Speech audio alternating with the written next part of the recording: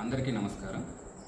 ఈ నెల 9వ తారీఖున బంగారపాళ్యం మండలంలో మ్యాంగో మార్కెట్ యార్డ్కి ఎక్సీఎం గారు వస్తున్న దృష్ట్యా ఇప్పటికే పోలీసులు పర్మిషన్ ఇవ్వడం జరిగింది. ఉన్న కండిషన్స్ అన్నీ కూడా చాలా క్లియర్గా ఆర్గనైజర్స్కి మరియు వివిధ ప్రాంతాలలో ఉన్న లీడర్స్కి కూడా చెప్పడం జరిగింది. అయినప్పటికీ కూడా ఇప్పటికీ మండల స్థాయిలోనూ మరియు అసెంబ్లీ కాన్స్టిట్యున్సీ స్థాయిలో కూడా ఎక్కువ సంఖ్యలో మొబిలైజ్ చేయాలని చూస్తున్నారు. ఫీల్డ్ లెవెల్లో మేము ఇన్ఫర్మేషన్ తీసుకున్న తర్వాత ఇప్పటికీ కూడా సుమారుగా పొంగనూరు నుంచి 4,000 మందిని, పూతలపట్టు నుంచి 9,000 మందిని, చిత్తూరు నుంచి 5,000 మందిని, పలమనేరు నియోజకవర్గం నుంచి 4,000 మందిని కూడా మొబిలైజ్ చేయాలని చూస్తున్నారు. పోలీసులు ఎంతగా చెప్పిన తర్వాత కూడా బైక్స్లో మొబిలైజ్ చేస్తామని అన్ని రకాలుగా ట్రై చేస్తున్నారు.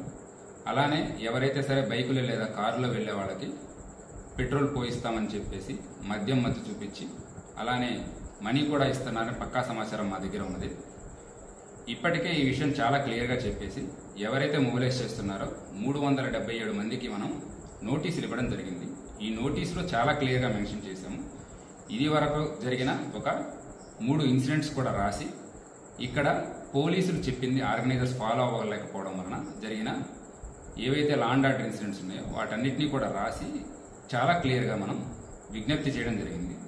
ఇప్పటికీ కూడా ఇంత చెప్పిన తర్వాత కూడా ఎక్కువ మంది సంఖ్యలో తీసుకొద్దామని చూస్తున్నారు.